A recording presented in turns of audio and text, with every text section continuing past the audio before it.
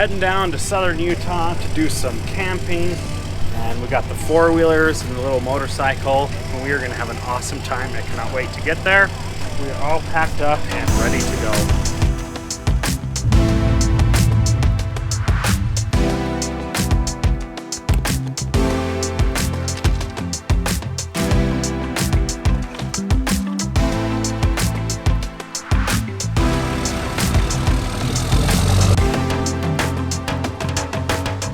Okay folks, so I'm down in Hanksville, Utah, and I'm looking at the grass here. I'm at a campground, and I see here some kind of fescue looking lawn here, and then I see some different kind of grass here. This stuff looks like it's starting to go dormant, but I'm pretty sure this stuff is fescue. It's got this wide blade grass like this with the ribs in it, and then there's this grass here.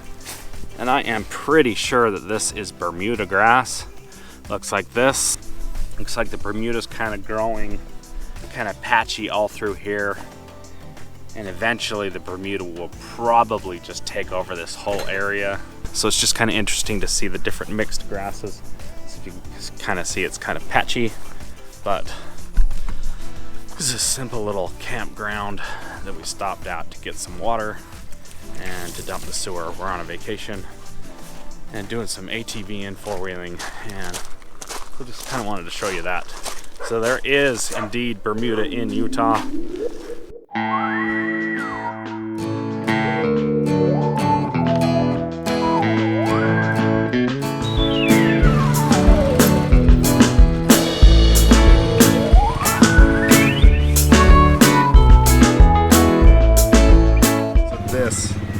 What it's all about.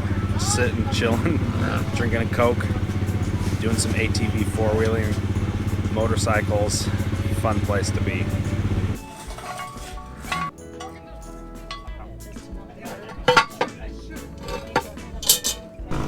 So one of my favorite things to do when we're out camping is to cook. Love cooking when you're camping. It's kind of heating up some of the butter, and then we'll add the potatoes. This is gonna be good food. So I am in no way a Dutch oven expert, but I have cooked quite a bit on Dutch oven.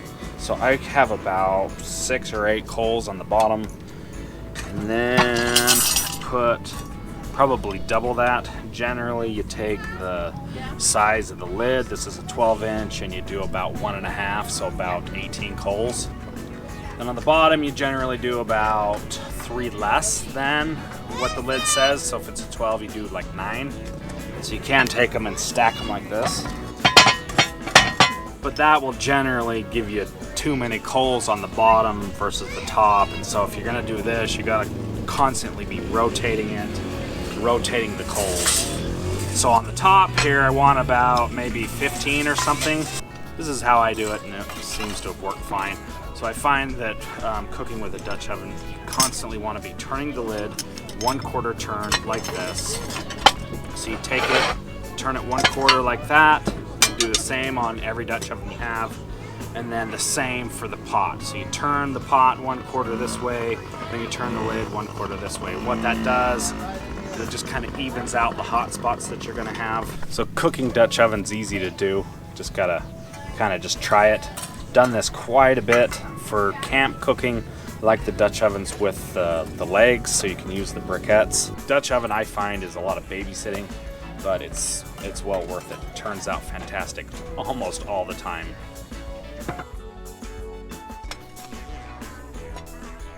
So yeah, just turn the pots constantly, and turn the lids constantly, and then just babysit it constantly so it doesn't burn.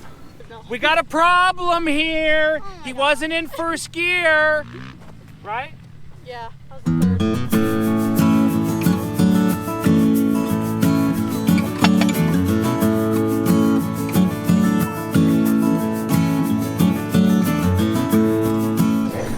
What's the story behind yours? Whatever it was. This is soup. We made it over there. My story is I've never done fried chicken before, so good luck.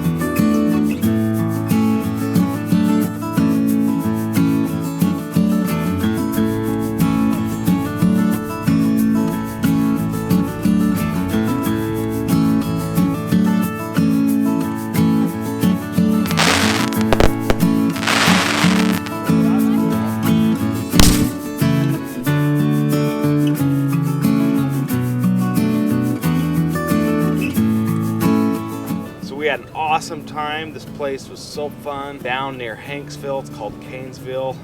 Awesome ATV, motorcycle, tracks and trails everywhere. It's such a fun place, and we are ready to go. We've got all of our stuff packed up, and that is it. Look forward to doing this again. This was well worth the time it took to put this all together.